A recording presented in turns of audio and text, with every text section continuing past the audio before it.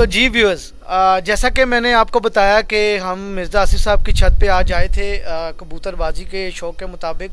इन्होंने हमें जो है वो अपने ब्रीडर और फ्लायर कबूतरों का शौक़ करवाया था और मैंने आपको बताया कि मुझे आके पता चला कि ये तीतरों का भी शौक़ करते हैं। तो विदाउट वेस्टिंग टाइम मैं इनसे थोड़ा सा तीतरों के बारे में मालूमात लूँगा कि इनकी कौन सी नस्लें होती हैं, नर मादा का क्या है, कौन बोलता है और कौन सा जो है वो ज़्यादा अच्छा तीतर है। जी आसिफ भाई, ज़रा हमें कुछ बताएँगे। अब मेरे पास तकरीबन पड़े हैं कोई 4-5 तीतर पड़े हैं फ़िलहाल अभी। अच्छा, माशाल्लाह। पहले तो काफ़ी थे, मेरे पास 12-13 पेड़ पड़े हुए थे। अभी मेरे पास सिर्फ 4 पड़े हैं। कुछ यार दोस्त आते हैं, कुछ देखते हैं और देखते भी हैं और साथ ले भी जाते हैं। हाँ, ये तो बस यारी दोस्ती में ये सब करना पड़ता है। अच्छा, मेरे पास अभी पड़े हैं, मेरे पास ईरानी पड़े हैं, तीतर पड़े हैं, 2 ईरानी पड़े हैं, एक सिंधी जिसे हम लोग दखनी कहते हैं वो पड़ा हुआ है, एक देसी पड़ा हुआ है। 4 मेल पड़े हैं, लेकिन 4 के 4 बहुत अच्छा बोलते हैं। और तकरीबन मैं कोई 20-22 साल से शौक कर रहा हूँ तीतरों का। मतलब कबूतरों में मैंने टाइम कम दिया है, तीतरों में टाइम ज़्यादा दिया है, लेकिन अभी आगे तीतर कम कर दिए हैं और कोशिश कर रहे हैं कि अपना कबूतरों को टाइम दें।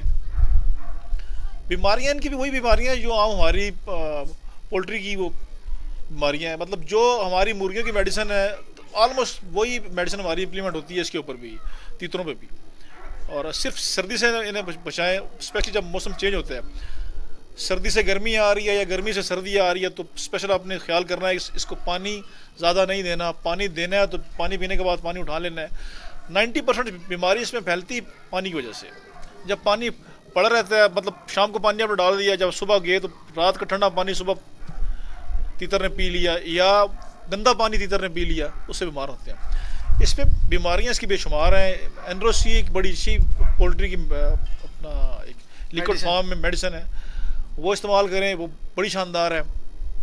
इसी तरह G5 एक आती है, जेटिबार आती है, ये मौसमी लिहाज से, हर मौसम के लिहाज से अलग मेडिसिन है, वो इस्तेमाल करें, इंशाल्लाह ना बीमार होंगे और ना ये मरेंगे। अच्छा आसिफ भाई, कभी ऐसा हुआ हो कि आपने खुद भी इसकी ब्रीड करवाई? क्योंकि ये तो बड़ी मुश्किल से, जहाँ तक मेरा इल्म है, मुझे इतना वैसे इल्म तो है नहीं इसके मुताबिक, पर ये बड़ा मुश्किल से ब्रीड करते हैं। कभी ऐसा हुआ है कि आपने इनको ब्रीडिंग के लिए भी इस्तेमाल किया, ब्रीड करवाया हो इनसे? जी अल्हम्दुलिल्लाह के फजल से मैं, मेरे ख्याल में शहर में रहता हूँ, शहर में मेरे ख्याल में मैं उन चंद बंदों में से वो बंदा हूँ जिससे घर में तीतरों ने ब्रीड किया और बच्चे निकाले हैं, और बच्चे अल्हम्दुलिल्लाह जवान भी हुए हैं, फिर मैंने अपने दोस्तों में बांटे भी हैं वो अल्हम्दुलिल्लाह। एक बार नहीं, मैंने काफ़ी बार ब्रीड करवाई है इसकी अल्हम्दुलिल्लाह। मुझे इसका काफ़ी एक्सपीरियंस है और बस करते हैं, हल्का फुल्का शौक करते हैं। बर्ड्स में पहले हमारे पास पैरट्स भी थे, अपना बेशुमार उनकी वैरायटी थी, लेकिन अभी क्लोज करते नहीं।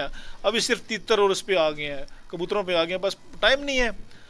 इनके हकूक पूरे कर लें, बड़ी बात है, बाकी तो बड़ा लंबा चौड़ा काम। चलें जी व्यूअर्स, उम्मीद करता हूँ कि आपको हमारी वीडियो बहुत पसंद आई होगी और अगेन मैं यही कहूँगा कि आसिफ भाई का बहुत शुक्रिया, उन्होंने हमें इतनी अच्छी मालूमात दी। और जो हमारे भाई तीतरों का शौक़ करते हैं उनको भी इस वीडियो से उम्मीद करता हूँ कि कुछ ना कुछ तो सीखने को ज़रूर मिला होगा।